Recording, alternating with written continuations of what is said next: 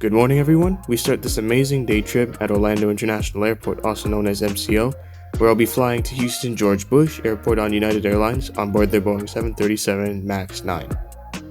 Fast forwarding to Terminal B, here we are at United's check-in desk, where I'll attain all of my boarding passes for the upcoming flights. Now, I booked this trip as a basic economy passenger, which is a separate fare class that restricts you certain privileges in favor of a lower cost. Some restrictions are no carry-on bag allowed, so only one personal item, no complimentary seat selection, no refunds unless 24 hours after purchase, and being in the last boarding group, Group 5. To ensure these restrictions are in place, a gate agent comes to your desk to verify that you have one personal item only. Turns out that wasn't my only restriction.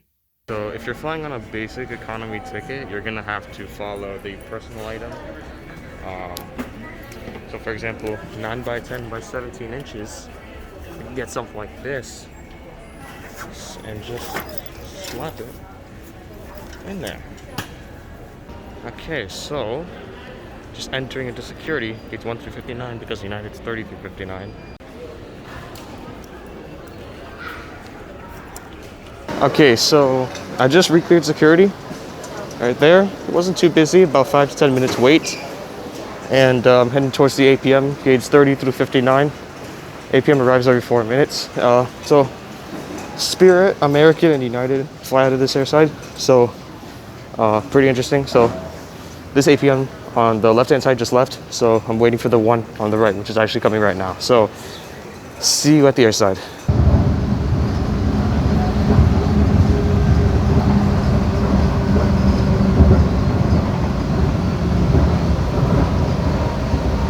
So we just made it to our gates, 30 through 59, which is airside 3. There's gates 30 through 39. That's mainly for Spirit and American. Mostly Spirit found parks there, but sometimes you'll find an American flight over there. There's 40 through 49. That's exclusively United. And likewise, 50 through 59. Is exclusively American. So my gate for my flight to Houston on the MAX 9 is gate 46. After getting things settled, it's time to head over to gate 46 for the flight to Houston. So here's our aircraft taking us to Houston today. This is November 37507. This is a 2.8-year-old 737 MAX 9. It was delivered to them in September 2018, so it's been with United its full life. Line number is 7173, serial number is 43437, and our engines is the two CFM LEAP-1B 2.8. So these are basically the similar engine as the A320neo. And that 757 right there is going to be heading out to Washington Dulles as we speak. So it's boarding. So this will be our MAX taking us to Houston. This is in the Continental livery, not the Evil Blue livery. So that's cool. I'm really excited to fly on MAX, and in a few minutes we're going to be boarding. So since I'm on a basic economy ticket, I'm going to be in Group 5 today, which is the last group. But I was able to reserve a seat, 29A, on this MAX, so that's awesome. And I'll update y'all when we get boarding. Thank you.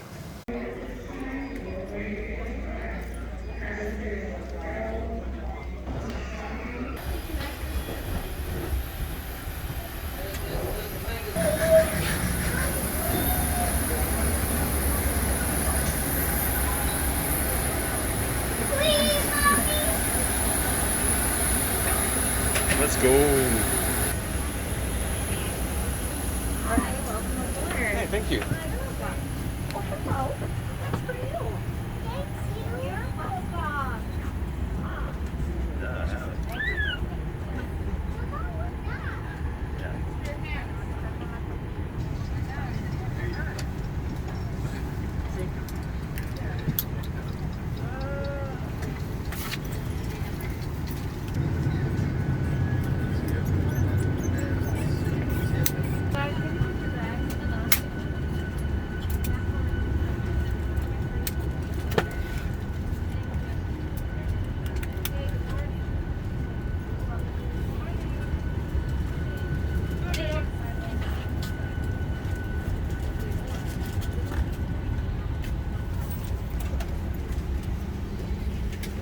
terminals and wheels first will accommodate more bags.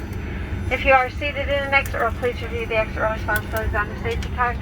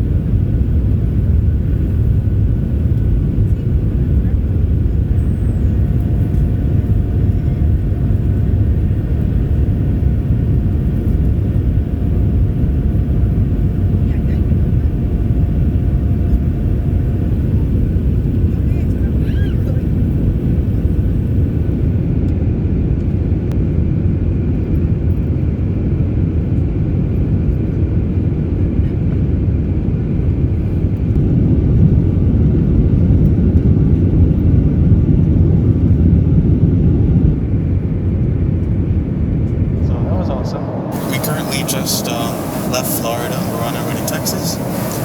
And, meanwhile, I'll show you the interior of our aircraft. So, this is where the 3-3 configuration is. And, like, the lighting on this is amazing. Like, it's one of my favorite things on the Boeing Sky interior. So, that's awesome. So, here's the overhead PSU power supply with the lights, the air vents, the speaker, the seatbelt, sign, and no smoking. So this is the Collins Meridian seat, the Rockwell Collins Meridian seat.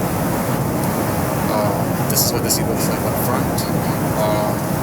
It's really sleek. It was a little bit dirty, but I did wipe it down with the Clean Plus wipe that I got on boarding. So this is the legroom. You get 30 to 31 inches of pitch in economy. I believe 35 inches of pitch in economy plus, and I believe 38 inches of pitch in first class. So 30 to 31 inches of pitch and 17 to 17 and a half inches of width, I believe. But forget specs, this is one of the spacious seats. I really like this seat. It's full of legroom, which is awesome. Seat bucket, it's pretty big. Nothing much to say about it. There's nothing in here because all the literature's up here in the literature area. But I didn't put anything in here because my bag is right here. So that's cool. Tray table. It's pretty big. Little cup holder. And it can also extend towards you. Very useful feature. So, that's the tray table. Actually, keep it open because this is the literature pocket. So, United on their Maxes, their Max 9s at least, they opted for no in-flight entertainment, but that's changing tomorrow as the 737 MAX 8 that's being inaugurated tomorrow. That's going to have in-flight entertainment. So, this is the replacement for your in-flight entertainment screen. So you just put your cell phone right there. As we speak, the flight attendants are starting their service. They're giving complimentary snack bags, so I'll review that in a bit. So you can put a tablet, a cell phone, whatever. This is the same seat that you'll find, same sort of like concept that you'll find on. Since we've just leveled off at 30,000 feet, so it should be safe for a while. Alright, so there's a little announcement, my bad. So as I was saying, this is the in-flight entertainment, same concept that you'll find on the domestic 777-200 until they added the in-flight entertainment. I don't know what I'm saying right there, but yeah. So, I found this literature to be pretty interesting. Welcome back to Ever Severe magazines, because it's been a while since I flew United, so they brought the magazines back. So this is the safety card on the Boeing 737 MAX 9. Have a look through it. So this is basically everything they said in the safety demo. Pause the video if you'd like to read it.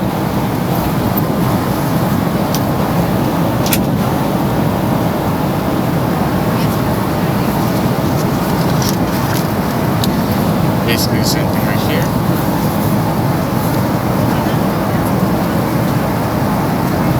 Alright, so that's basically the safety card. And this is the Hemisphere magazines. Pretty interesting in general. There's the route map, which I'll show you all in a bit. So it has a route map of all the cities in the United States that it serves, and also internationally. As I was saying, this is the route map of the United States. If you turn back, this is a route map. So this is to all the cities in East Asia, Australia, United States, and then this is Europe, Asia, and Africa. So it's pretty interesting how many routes United has in their fleet. So yeah, so basically all the purple ones are the hubs: San Francisco, Los Angeles, Denver, Houston, Chicago, Newark, Dallas, like that. So I had a fun time looking through this during the flight, and it's great to see this Hemisphere magazine back. Alright, so as I pause the video, the flight attendants passed out a sleeping bag. So let's go through this real quick. So this is what it comes with. So it comes with another sanitizing wipe. I got one of these upon boarding. Now we get them again here. We have some pretzels, petite pretzels, Biscoff cookies. It's pretty cool. And some water. And this little napkin. Stay connected when you travel with United Wi-Fi. I'll show the Wi-Fi soon. I'm gonna get my other camera, the GoPro, and then I'll film the United Wi-Fi. So United just came out with a drink service. I got myself some OJ, some orange juice. And they got the cup. I like how United gives the entire can. Before the pandemic, all they gave you was this cup. During the pandemic, to reduce contact between passengers, they give you the entire can. So I kind of like that move, honestly.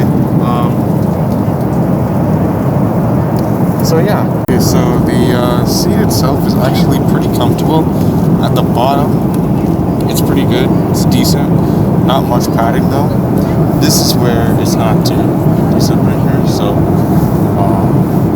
pretty slimming. This is the headrest. It's decent. It has the two wings, which you can adjust.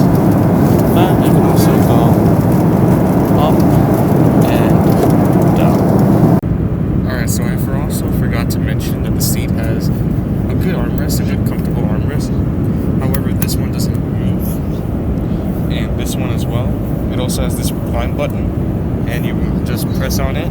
Let's see how much recline you get. It's pretty decent recline, but not much.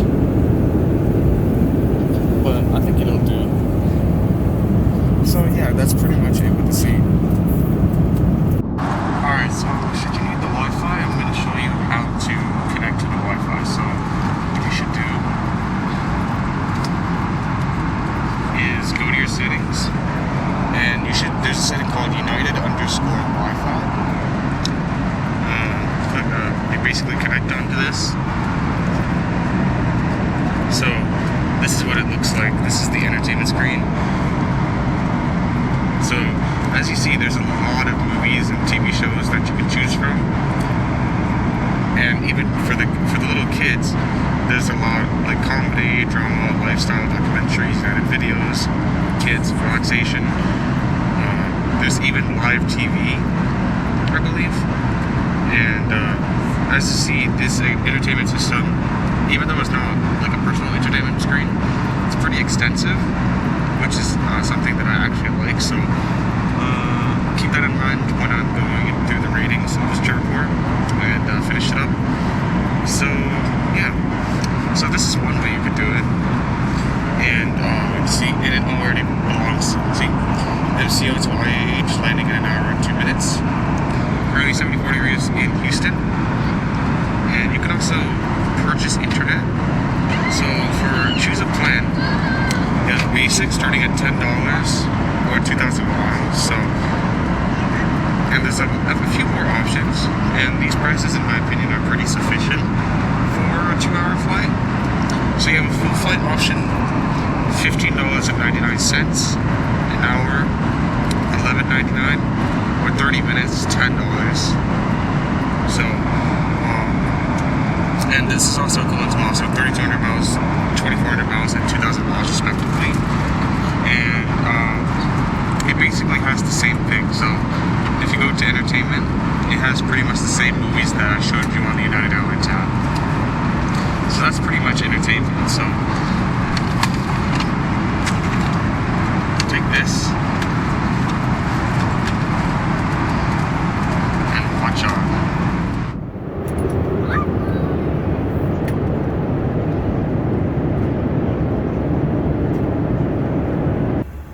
The lavatories in this bathroom are smaller than your average bathroom, something that the 737 MAXs are notorious for. Another thing that has drove lots of people crazy is the water sink pressure, but however, United has fixed this issue on this aircraft.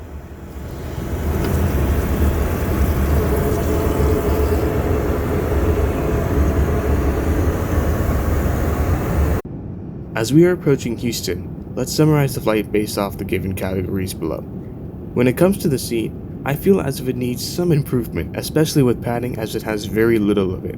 While it is somewhat comfortable with a substantial amount of legroom, the padding in the recline could be better. Granted, this was only a 2-hour flight to Houston. The service and the flight attendants were nothing too special on this first flight. We were given a drink service and a snack bag to reduce contact with passengers, in which I thought does suffice for the short hop. The flight attendants were good as well, no complaints on my end as well. The plane's cleanliness is very good, and the lavatories were very tight however, and I almost hit my head top due to its compactness and its tightness inside the space. My flight was also delayed by around 20 minutes, which wasn't much of a big deal as we landed only 2 minutes late, and I had an hour and a half of connection until my connecting flight to Denver. While this plane doesn't have the individual screens, I do have to give credit as they're in the process of adding them, especially shown on their brand new 737 MAX 8s, and their app and website is good to navigate through and has a wide array of entertainment for yourself to watch. The aircraft itself is also very nice, one to check the bucket list for sure. The plane was very quiet sitting at the back, which was also nice.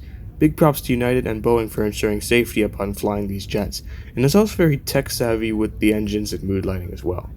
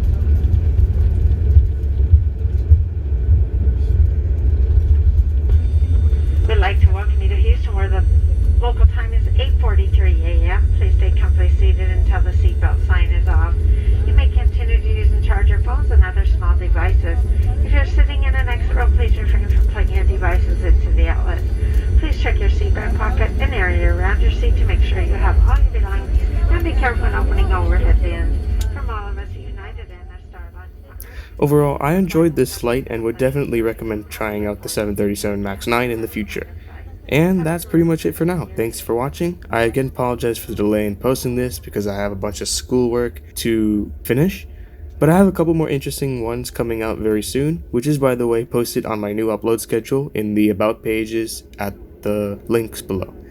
As usual, like, comment, and subscribe to the channel if you enjoyed this, and I'll catch you in my next video come the next few weeks. Take care.